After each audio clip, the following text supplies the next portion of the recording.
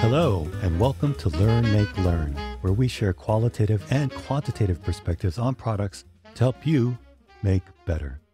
My name is Ernest Kim, and I'm joined by my friend and co-host, Joachim Groger. Hey, Joachim, how's it going? It's going well. I'm a little bit nervous about this one. This is our first proper discussion, and we're already a little bit getting to a very, very meaty topic. So I'm ready. It's going to be interesting. Oh, I'm excited. All right, this is episode 2, and our topic is spatial computing. Apple shone a spotlight on the term spatial computing when they introduced their Vision Pro device in June of 2023. As Tim Cook said in Apple's reveal video, quote, "Today marks the beginning of a new era for computing. Just as the Mac introduced us to personal computing and iPhone introduced us to mobile computing, Apple Vision Pro introduces us to spatial computing," unquote. While this has led some to believe that Apple invented spatial computing, in fact, the concept has been around for decades. As best as we could find, it was introduced in 1997 in a book titled, appropriately enough, Spatial Computing: Issues in Vision, Multimedia, and Visualization Technologies. But the most eloquent early use of the term I came across was from 2003 in a master's thesis by Simon Greenwald during his stint at MIT's Media Lab. That entire paper is worth a read, and we'll include a link to it in the show notes, but for our purposes, I'll focus on Greenwald's definition of spatial computing. Quote, "I define spatial computing as human interaction with a machine in which the machine retains and manipulates reference to real objects and spaces. For instance, a system that allows users to create virtual forms and install them into the actual space surrounding them is spatial computing. Spatial computing differs from related fields such as 3D modeling and digital design in that it requires the forms and spaces it deals with to pre-exist and have real-world valence. It is not enough that the screen be used to represent a virtual space. It must be meaningfully related to an actual place," unquote. Now, Greenwald also shares something of a call to arms when he writes, "Now that computation's denial of physicality has gone about as far as it can, it's time for a reclamation of space as a computational medium. We will demand to be treated as more than 10 fingers and a wrist." Now, I'll remind you that this was written in 2003, and what Joachim and I will debate today is whether Greenwald was entirely off base in his prediction that spatial computing would become the dominant form of computing, or that he was simply ahead of his time, and that, as Tim Cook suggests, Apple's Vision Pro marks the beginning of the next era of computing. Okay, so Joachim, what's your take? Was Greenwald off his rocker or just a couple of decades early? Okay. So yeah, first off, to reiterate and emphasize what you had said, Ernest, I think this Greenwald thesis is fantastic. It's a really great, passionate, engaging description of what the future of computing should look like. It's ambitious. It's really a great, great piece of academic work, but it is really trying to shape the conversation that's happening outside of academia as well. In it, Greenwald's also showing demonstrations with different technologies that he's tried out. Really great stuff. And also what resonated with me was his very careful and critical view on the technology as it exists today, and then also the risks and dangers that come with spatial computing as well. So he wasn't just a utopian about it. He was pretty pragmatic and understood that this would have to live in the context of commerce and money making. So I found that pretty compelling and good to see. Was he off his rocker? I love it. It's very straight in there with a controversial perspective. We're talking about the Apple headset. And so in my mind, the way I was trying to pass and take a position on these things is partition out two things. One is product success inside of the marketplace. And then the other one is that fundamental question I think that we're always trying to get at is why? Is this actually going to do something? So that's going to be, I think, the heart of where I want to come at this. But I do want to say up front, and I think we cannot ignore this, Apple is a huge company, and they have convinced us to adopt numerous technologies in recent years that, to a certain extent, have been enjoyable, but have they been truly value additive? Not clear to me. So I'm thinking about Apple Watch Everyone wears a watch now. People used to not wear watches. They convinced all of us to start wearing Apple Watches. Then they, before that, they started removing headphone jacks on phones. So they convinced us actually everything should be wireless. So the sheer power of this company, the fact that it has such a commanding market position and can essentially impose their vision on us. That vision need not be something that's value additive to society as a whole, but it definitely is value additive to the shareholders and Apple's bottom line. So I strongly believe that they can make this headset a success. It will become something that we adopt by virtue of just the power that they have in the marketplace. But that means also that if you're a product designer and you don't work for Apple and you don't have that type of financial might behind you, then you do have to look with a critical eye at that product and ask, is it actually tackling something meaningful? And have we addressed all of the open issues that are still out there before we start plonking screens on our faces? But I think the simplest way to get at my concern is we have not fully engaged with human-computer interaction. We haven't fully maxed out on everything that's possible with existing technology before we start adding headsets into the mix. I just think everyone who's listening, and you included, as you will have countless examples of terrible interaction design on websites from large corporations.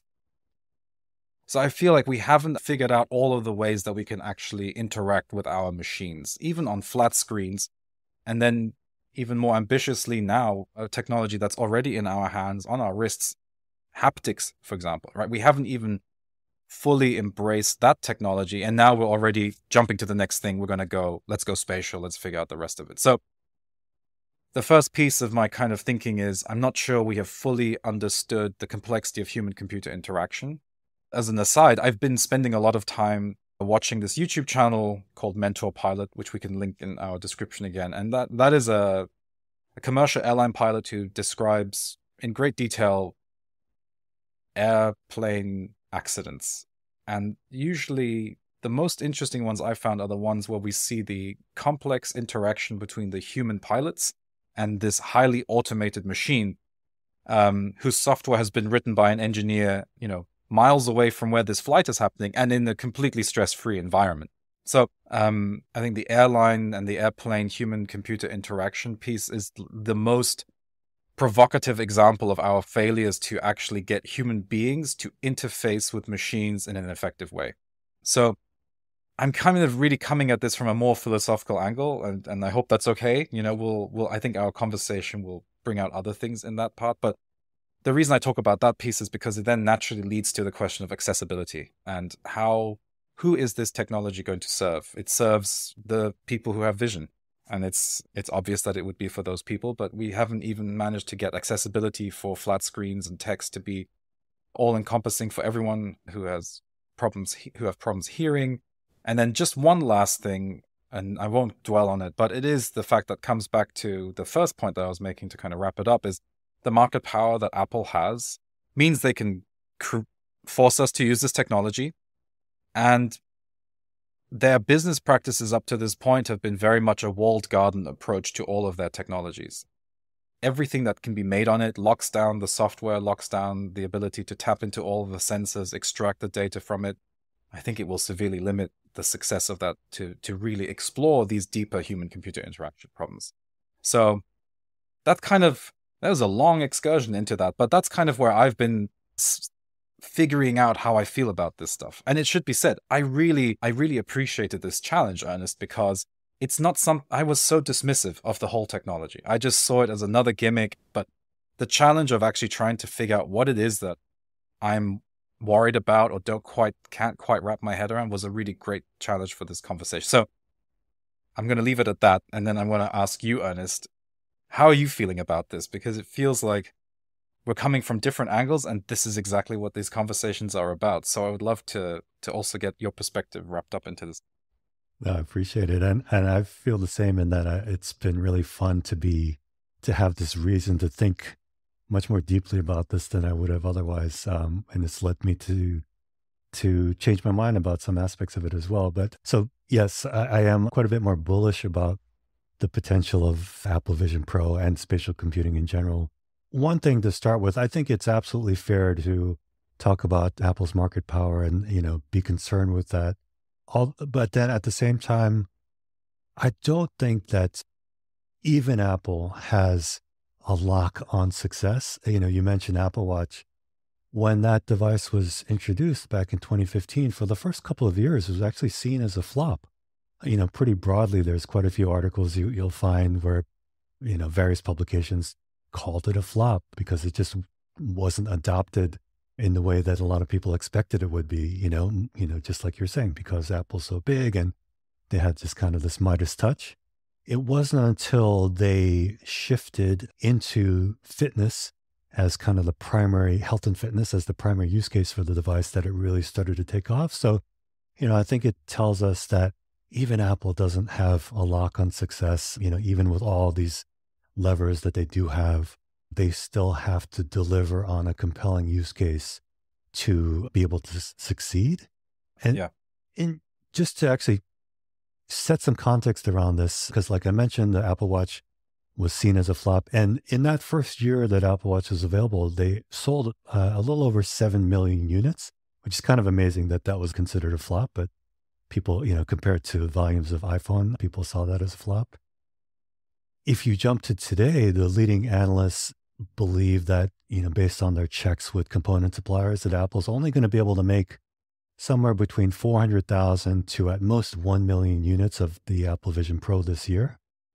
So, if you consider that 7 million plus units of Apple Watch were seen as a flop in 2015, I think it's all but certain that the narrative around Apple Vision Pro this year will be that it's a failed product because it will have sold fewer than 1 million units. Never mind that its starting price is 10 times higher than the original starting price for Apple Watch. And much like Apple Watch, where that narrative didn't begin to shift until about its third year on the market, I suspect that this failed product narrative is going to continue to hang over Apple Vision Pro for some years. And yet I do believe the upside for Apple Vision Pro is significantly higher than Apple Watch, because I think Tim Cook is actually right in saying that it represents the next era of computing. On the topic of tech adoption and rates of adoption, MIT Technology Review published an analysis of this back in 2012, and we'll include a link to this in the show notes. In it, they noted that it took almost a century for landline phones to reach saturation. Mobile phones, by contrast, achieved saturation in just 20 years, and smartphones are on track to have that rate yet again. If you look at the adoption curve for smartphones, it's almost a vertical line. But by contrast, if you look at the adoption curve for PCs, which were introduced in the mid-70s, it started out nearly flat. In those early days of the Altair 8800 and the Commodore PET and the Apple I, PCs were just for hobbyists, for geeks. It wasn't until the introduction of VisiCalc for Apple II in 1979 that adoption of PC spiked. That's when the image of the PC shifted in the public consciousness from an expensive toy for geeks to a vital tool for business. And, the rest is history. Now, I believe that the fundamentally general purpose nature of the PC both slowed its adoption and enabled its dominance. In the early days, PCs could do so many things that it was just kind of unclear what they were for. It took the introduction of the spreadsheet to create that one killer app that, Joe and Jane Public could associate with the device. And then once they bought it, they realized it could also be used for word processing and databases and games and so on, cementing its value in their lives. So I think we're going to see a similar process play out with spatial computing. Apple Vision Pro is a superset device. It subsumes the capabilities of the PC, smartphone, and tablet, then adds on this entirely new dimension of computing that, as Greenwald put it in his master's thesis, reclaims space as a computational medium. It does so many things that, just like the early days of the PC, your average Joe and Jane don't know what to make of it yet. But then, just like those early days of the PC, it's going to take that killer app or apps to galvanize the general public around use cases that are meaningful to them. I don't know what those killer apps are going to be, but I do believe that this is going to happen. At the same time, I do have to acknowledge that the bar is really high, not only because of the price of the Vision Pro, which actually coincidentally is almost exactly on par with what the Apple One would cost in today's dollars, but because you have to put it on your face. For most people, even I will acknowledge that that's a novel behavior when it comes to computing devices. So, all right, why do I think it's going to clear that very high bar? Well, first, kind of getting to your point about human-computer interaction and interfaces, I believe it's much more natural. If you look at human-computing interaction over the grand arc of time, what you see consistently is that those interfaces are becoming more natural. So, we started with the command line, we moved to graphical user interfaces, and then to multi-touch with smartphones. And, we might think that smartphones are natural, but if you just spend a few minutes observing people, at say train station using their phones, I think you'll acknowledge that this behavior being hunched over your phone isn't natural. It's become normalized, just like using a computer with a mouse had become normalized, but it's not natural. By contrast, when I've talked to some younger folks about using headset devices, and what they've said consistently is that for them, that's just a much more natural experience. They don't think smartphones are particularly natural. For them, that ability to use their bodies as the controller effectively is just a much more natural experience. And some have told me that it's enabled them to do things, particularly in the creative space, that they just never could have done using traditional 2D computer interfaces. So, I think that's a really important reason it's going to be successful. And it gets at that point you mentioned about the overload experience that pilots have. And I think part of the reason that there is that overload experience is the engineers have tried to map these very complex interactions onto these 2D planes. And it's led to these incredibly complicated cockpits where, you're getting messages all over the place in places that aren't necessarily contextually relevant to the nature of the message. So I think, this fact that spatial computing will be so much more natural is an important reason it's going to be adopted. The second is that I believe there is truth in Greenwald's call to arms, when he said that computation's denial of physicality has gone about as far as it can, and that it's time for a reclamation of space as a computational medium. And, he concluded that we will demand to be treated as more than 10 fingers and a wrist. As a build on this, I think I should note that reporting based on patent filings and social media posts from former Apple employees suggests that Apple Vision Pro will have the ability to detect emotional states. It's unclear if Apple is going to expose this capability to developers, but that would be another way in which Vision Pro could treat us as so much more than just 10 fingers and a wrist. Some people might find that scary, but I think that that's something that's going to become incredibly important over time. But, let's set that aside. So all this is to say that I believe that the killer app for Apple Vision Pro will be rooted in its uniquely spatial capabilities. I don't know exactly what that killer app is going to be, but I think it's going to be rooted in that new dimension of computing that it's going to offer. Now, as a side note here, I also believe that Vision Pro and spatial computing more broadly is going to profoundly affect our physical environments. So, to wit, I think that these next few years represent peak screen. We live in this sea of screens today. We have at least one on our desks, one in our pockets, probably more than one in our cars. Many cafes and restaurants today present their menus on digital screens, and airports and train stations are just filled with digital screens in fixed locations. And, this is convenient, but if you think about it for a minute, it's also just sort of preposterous and just terribly wasteful. A face-worn spatial computing device would obviate the need for the sea of physical screens and deliver even better outcomes, and that the information delivered via fixed physical screens today could be made more contextually and individually relevant if it were displayed through your spatial computer. Now, I think a couple of decades from now, we'll look back on this period of screen proliferation and just be kind of aghast at the wastefulness and clutter of it all. But if I were to sum this up, I would say I'd actually refer to a quote that Steve Jobs often shared to describe his vision for computing. He said, quote, "What a computer is to me is it's the most remarkable tool we've ever come up with, and it's the equivalent of a bicycle for our minds," unquote. So, in short, a tool that massively amplifies our abilities as humans. Now, the ironic thing, given the basis of this metaphor in mobility, is that computers up till now have forced us to be static. PCs chained us to a desk, and mobile computers, as their name suggests, They do enable us to compute away from our desks, but their small screens force us to be static and shut ourselves off from our surroundings when we're actually using them. So, why I believe Apple Vision Pro and spatial computing in general do represent the next era of computing is that they'll finally enable us to fully realize this vision of the computer as a bicycle for the mind, a tool that massively amplifies our abilities as humans, including our relationship with the physical world and our movement through that world. So that's my case. Yeah, I love that, Ernest. That was food for thought for me, for sure, where I'm confronting a lot of the I would call it present bias, very much in the now of everything.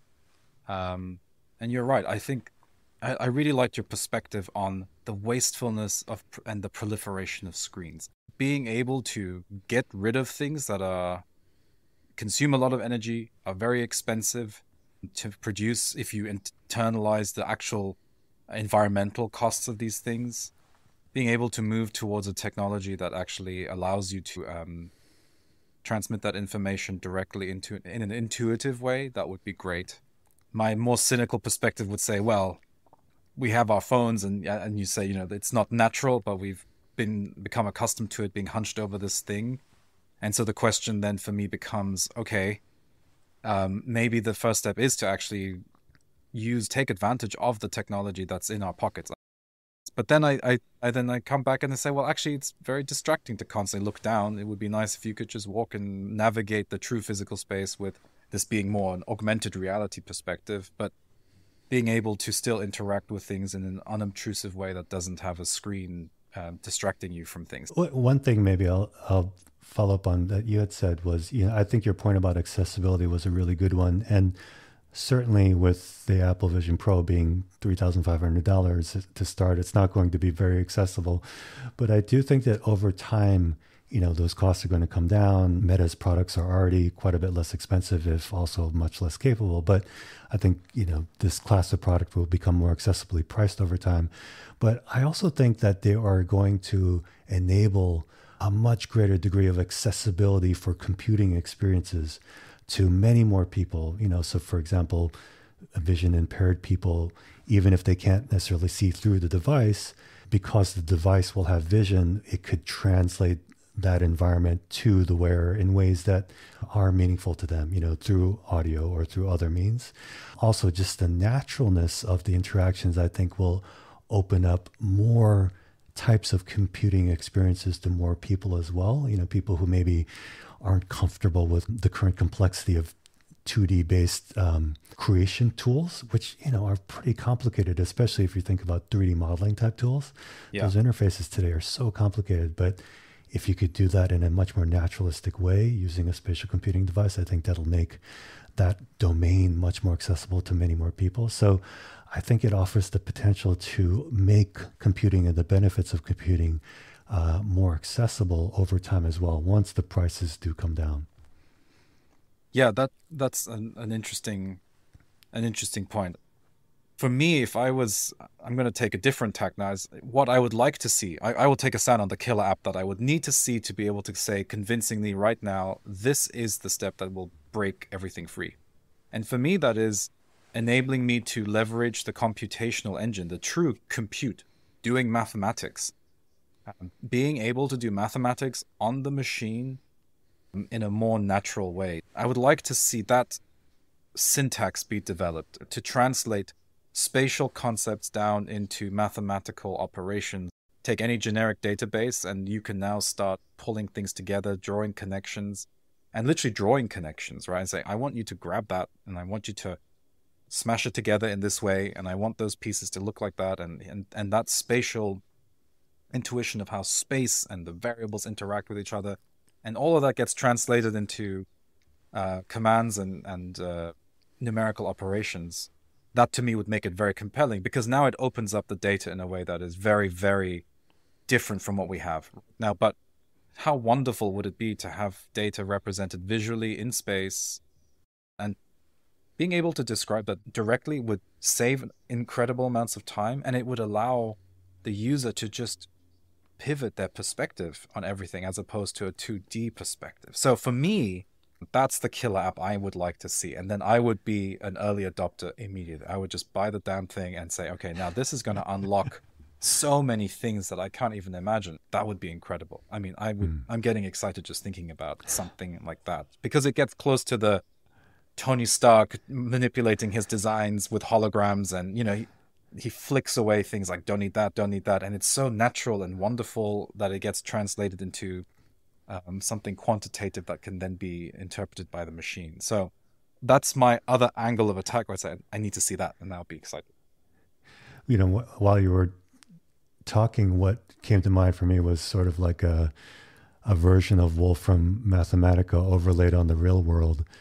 Yes. And that got me excited as well. Imagine if young people could start to see why calculus is relevant. You Yes. could see the formulae that inform like a basketball shot, and start to calculate things like that, and start to be able to understand why things are the way they are. What you were saying really got me excited as well. If I were to take a stab at a killer app, something that would excite me would be the ability, kind of building on what I talked about in terms of getting rid of screens, but amplifying it would be the ability to make everything in the world smart. So, for example, your coffee maker, no one's going to pull out their instructions for their coffee maker every time they use it, but that means that we access only a fraction of the capabilities of the majority of the devices that surround us. But what if we could have, every time we interact with something, access to, an easy to access version of the instructions, so that we're always able to maximize the capabilities of that device, and also get things like, cues on replenishment, so that we know that it's time to, replace the CO2 cartridge on our soda stream, or whatever the case may be, or have access to a tuner when we're playing our guitar, or whatever other instrument. But just this ability to make everything around us smart without having to put electronics into those things. That to me is where you start to unlock the uniquely spatial capabilities of this new class of device. So that's something that would be really exciting. Oh man, yeah, I hadn't even thought about that. That's a really great tool for deepening your relationship with your environment, as opposed to something that needs to replace things in your environment. Now you're trying to create a platform that will essentially, like you say, turn everything a little bit intelligent without having the need to insert intelligence into the machine. Right. I do like that a lot. It kind of reminds me of, actually, second William Gibson reference, here we go. His book called Agency. And Agency starts off with an app whisperer, someone who is highly adept at testing software, and she unboxes a headset and she switches it on, and then she starts interacting with an AI. And the AI is a companion that is scanning her environment for her and giving back information.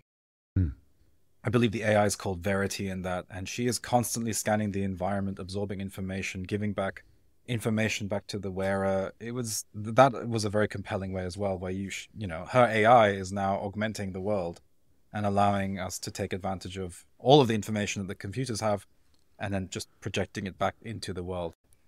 Well, actually, that reference to the AI concept is maybe a good segue. So clearly I'm a believer in spatial computing, but let's say I'm willing to concede that it's not a sure thing. Do you see any other models for computing that you think could supersede today's established paradigm of mobile computing? As we were talking about this notion of spatial computing and these bigger ideas, it dawned on me that, is it the fact that there is a screen on my face or something that's projecting onto my eyes that's bothering me? Is it the fact that it could be contributing to a more isolated experience in some ways? Is there a social analog to this that exists in the physical world? So we are all together in the same space where we get to take advantage of spatial computing. And I like that notion. I think actually in that thesis, Greenwald does allude to a kind of a cave in a small image. It is a room that is covered wall to wall with screens, and then you experience spatial computing for real. And then I thought, well, is that even something that we can do?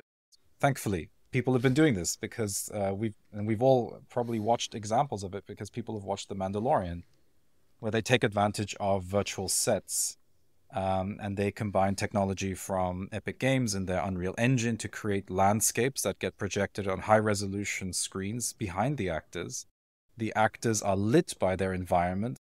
Actors will then be able to immerse themselves a little bit more deeply in the role as opposed to having a bright green screen surrounding them.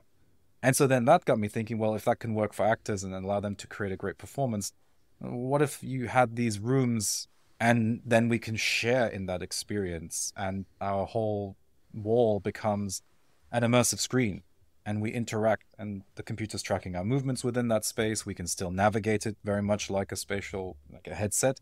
But now everyone can come into the room at the same time and they can experience it together. So part of me also wonders, if a group of scientists and researchers get into one of these spaces and they're just walking around and exploring what's around them, there will be these moments of them just tapping each other on the shoulder and saying, hey, did you notice this little thing that's over here? And then they kind of all focus on it together and go, oh, okay, there's something is there. If people have designed this software well enough, it'll enable that type of discovery, the little serendipitous moments. And without the headset, maybe that would be more compelling for a lot of people. And it would feel even more natural because you won't have a weight around that. And then product creation becomes also very, very visceral because you're in a physical space and everyone's connected.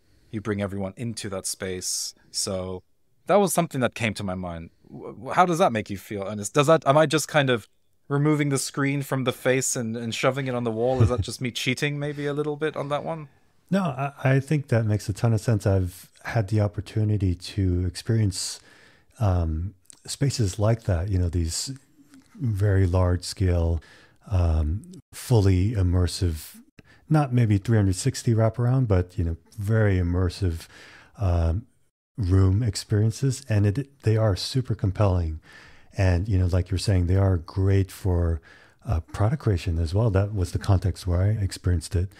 So, to be able to bring that to more people, I do think would be pretty amazing. And, maybe one route to get there is the growing popularity of home projector systems.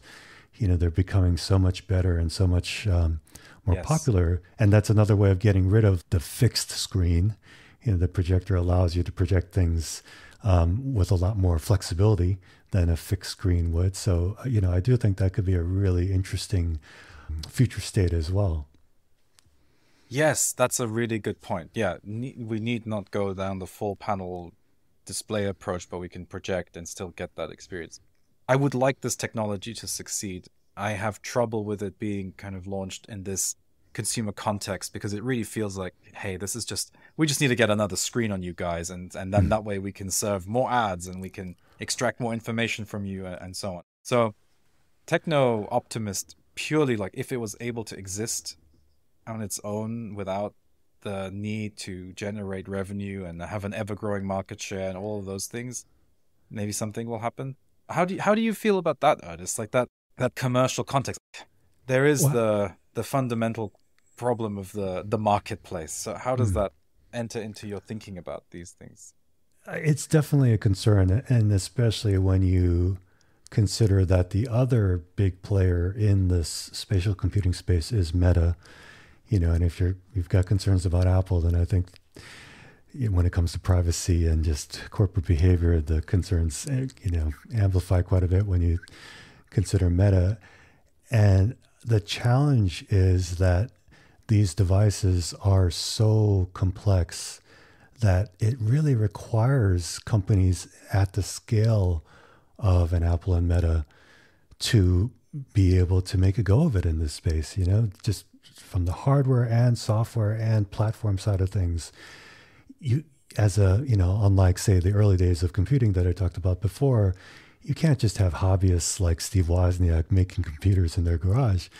Only the largest of corporations are going to be able to deliver in this space. So that definitely is a concern because, you have to have some way to pay off all those investments you're making in creating these incredible devices. What is that going to mean for our privacy and our data ownership? Yeah. So it is I think, a very valid concern. I think that Apple still has an advantage there as compared to a company like Meta that, does generate the majority of their revenue through advertising. Generating more of your revenue through the actual product sales is just a more direct path that kind of incentivizes you to create a relationship with the buyer of the product versus your advertisers. So I think because privacy is going to be such a concern, that Apple does have a bit of a leg up there. But yeah, it is an area where we have to be willing to trust these companies. Kind of along those lines, I think it does lead to maybe explaining why there's been so much interest around this Rabbit R1 device that was unveiled at CES, which is maybe a very different way to go. It's not, doesn't have anything to do with spatial computing, but some people are seeing it as maybe another path, another way that computing can go in the future that leverages AI. They call it a large action model instead of a large language model, but the idea that you use AI as a way to interact with your apps. And so it's kind of superseding that existing traditional mobile computing experience and, to the point we're making it much more natural, allowing you to use voice and, have a much more conversational relationship with your device than we do today. So, that's coming from a very small company, which is, I think, very interesting. And maybe that could be an alternative path that, gets us away from this future where, we're reliant on these devices made by these giant companies. And, the Humane AI pin is another example of that. Some folks who left Apple, who want to be very privacy focused, again, something that's leveraging AI. So, there are maybe some other paths that might be possible in terms of defining the future of computing. But I guess I would say I'm still very bullish on spatial computing as being the thing that really will define that next era of computing. I also saw the pictures of the Rabbit. The Rabbit is a beautifully designed little piece of hardware, and it's something that is tactile and you can hold it, and it's something that you can admire, right? I mean, we are consumers and we like to admire the objects that we have. And so maybe that's what's going to give an edge to the product, whereas the headset is on your head. You're just wearing it. It's not something that you can enjoy in the same way where a cell phone kind of gets aged and there's patina on it and there's some romance in holding it and playing around and fidgeting with it. The Rabbit hits that note very well. The headset is just kind of stuck on your head and you have to be careful. It's, it'll mess. If you tap it, it's going to mess your vision. It's going to maybe make you feel motion sickness or something like that. So maybe there's also a piece of, it's a step away from what made Apple for a long time, which is there's these very tactile, wonderful surfaces that are great to touch and work with. Yeah, I think that's a great point, that kind of totemic quality of this thing that you're able to hold in your hands. And, like you mentioned, it develops this patina and becomes a part of your life.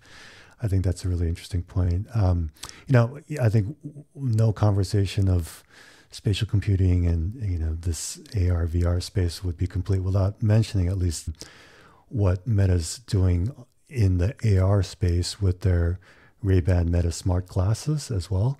Obviously they've done a lot in VR with the Quest headsets, which are now getting into kind of mixed reality as well. But a lot of people are very excited by this latest generation 2 of the Ray-Ban Meta smart glasses. And I think that's a really interesting direction in that device actually doesn't have a screen at all. It has cameras, so it has vision in the device, but the interface is primarily voice. I think there's some touch controls on it just to control volume and maybe to take a picture, but primarily the interface is voice, and they've talked about the addition of an AI layer in the near future as well.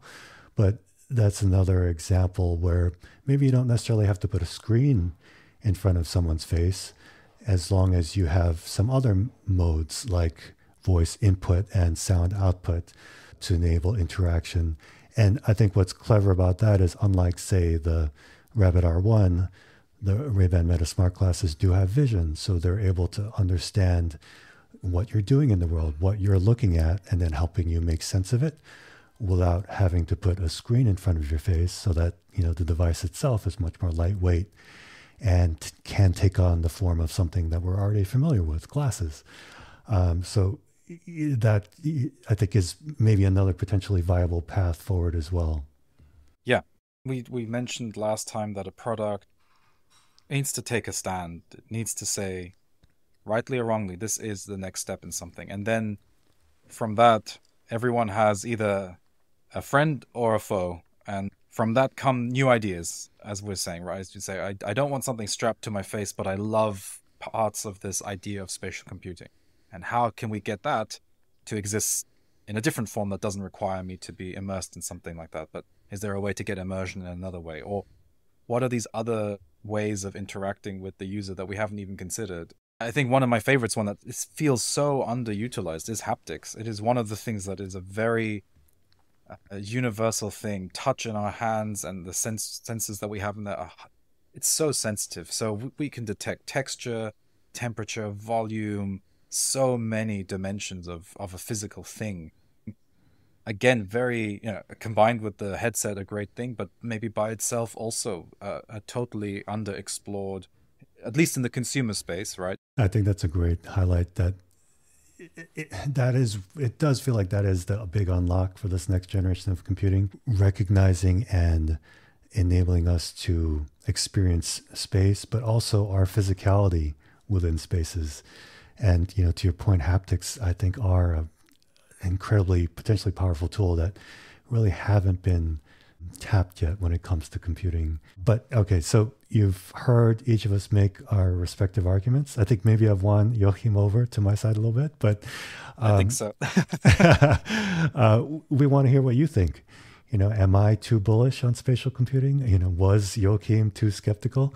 Let us know by sending your thoughts to learnmakelearn@gmail.com. And we might read your comments on there as well. All right, so Joachim, let's wrap this up by bringing it into the context of product creation. Are there any lessons you can see in this spate of spatial computing and adjacent devices that can be applied more broadly to people creating products, regardless of the category of product? Yeah, I will reiterate the earlier point. It is in the taking a stand and presenting your beliefs about where you think things should go that you will get magic. And you need to put it out there. The process of engaging with a product that, to me, does not have an immediate emotional connection with me. I think that is important. Get stuck in with stuff that you don't like. And it doesn't have to be hate. It just has to be, even indifference can be very powerful a tool, and force yourself to take a stand against it, with it. Yeah. What about you, Ernest? I've gone a little bit philosophical, meta on this, but are you coming from the same angle, or is it something a little bit more pragmatic and direct that you see there? I guess I see something a little bit more pragmatic,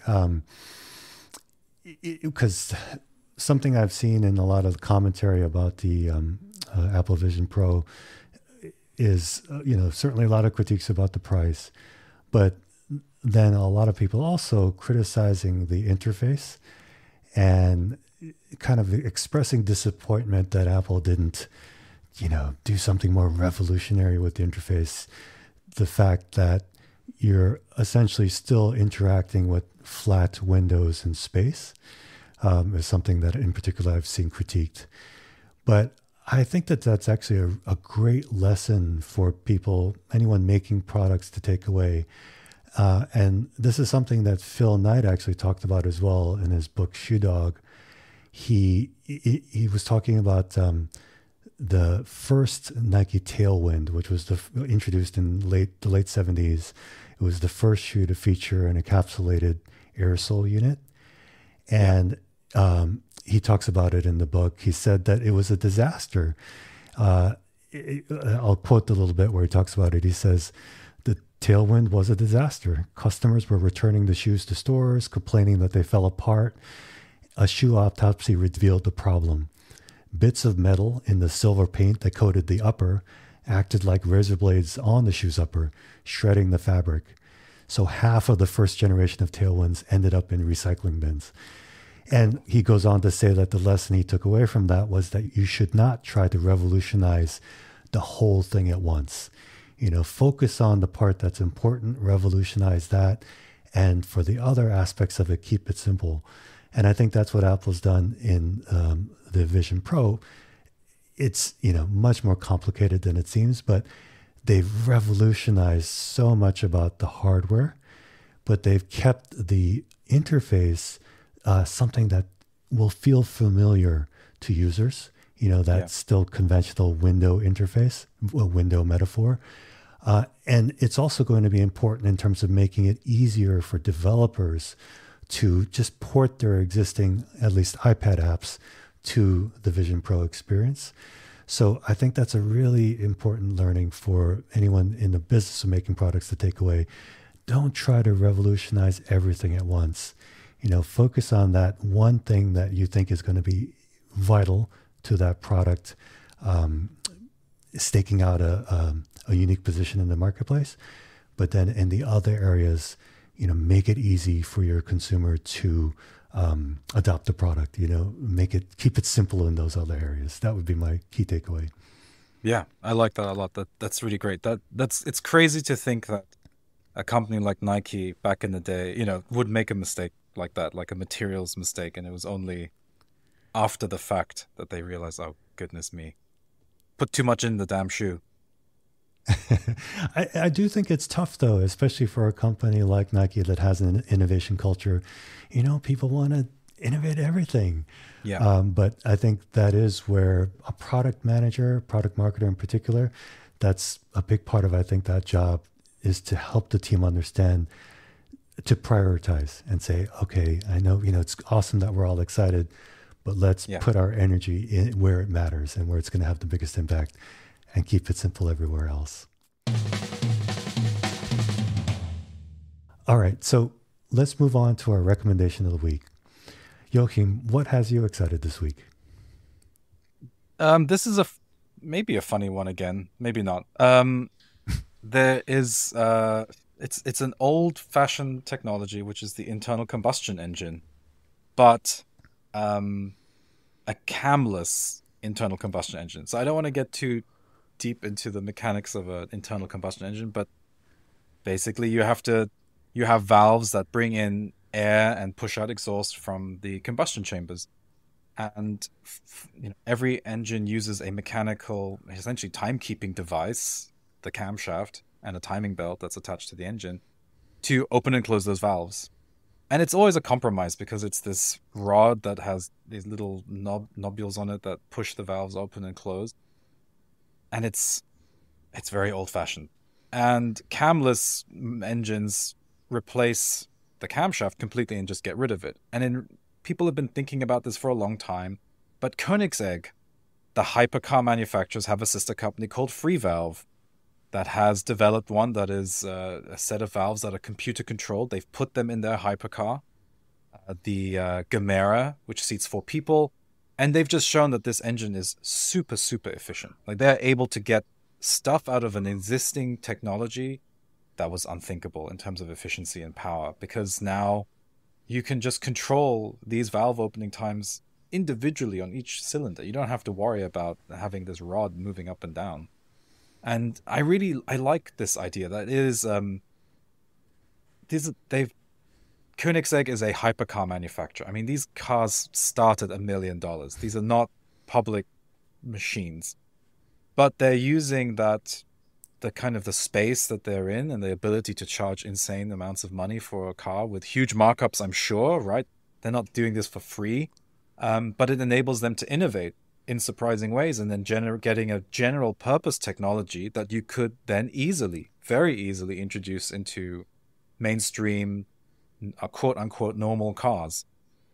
So I really like that whole thing, that even though they're in the business of just making very expensive, very fast, very powerful cars, the innovation continues and they're willing to do something that has general purpose value. So Freevalve, that's the thing that they've called it, and that is my submission for this week.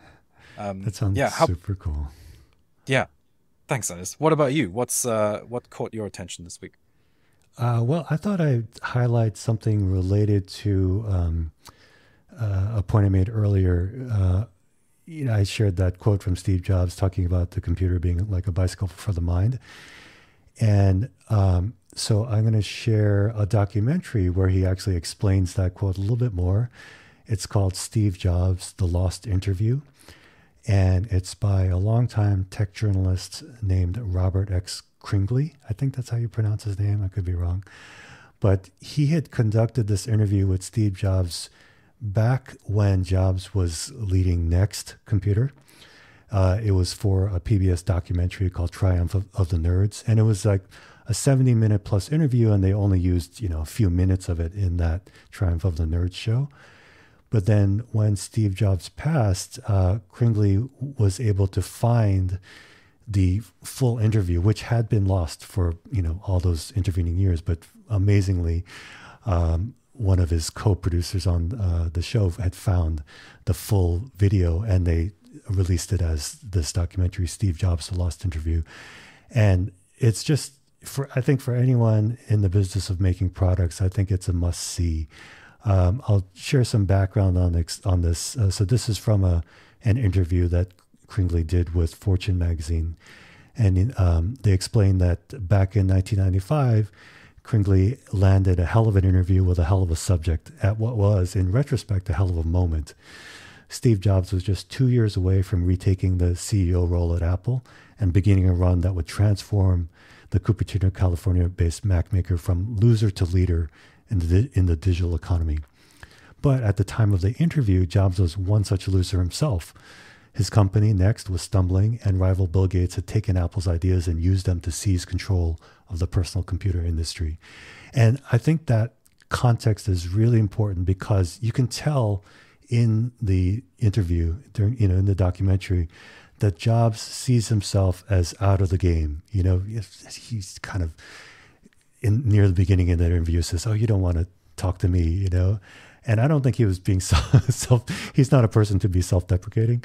Yeah. I think he really felt that he had his run and that was it. And because of that, he's more honest and open in sharing his perspectives than I've seen him in any other interview.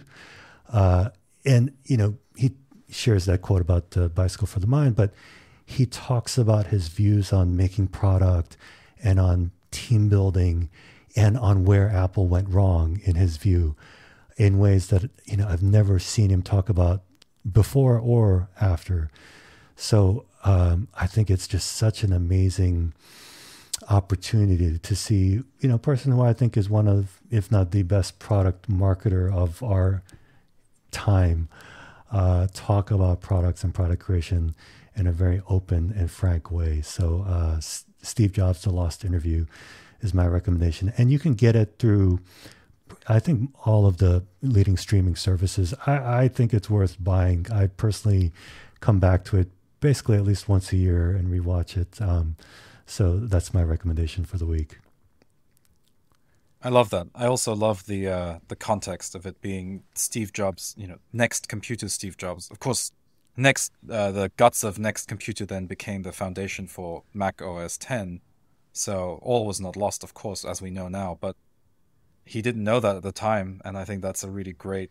It must be very humbling for him to be in a small company that's struggling to do so. And again, he's done what he'd done at Apple, which is, it's a great product. The Next Computer was a great, powerful machine, right, but it was just so expensive.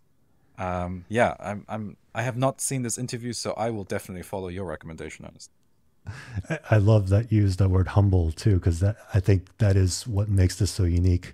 You get to see a humble version of Steve Jobs, which is, very unusual. All right. Well, I think that does it for us. Thank you so much for joining us here at Learn, Make, Learn. As I mentioned, we want to hear from you. So please send any questions or feedback to learnmakelearn@gmail.com and tell your friends about us. In our next episode, we'll have the first of a recurring series of toolbox shows where we get into the nuts and bolts of tools to help you make better. In this case, we're going to talk about something called Jobs to be Done. It's a framework for identifying customer-led product opportunities that was popularized by Clayton Christensen, a highly regarded consultant, author, and professor at Harvard Business School. We'll talk about what jobs to be done is, how it can be applied, where it might not be as relevant, and more on the next Learn, Make, Learn.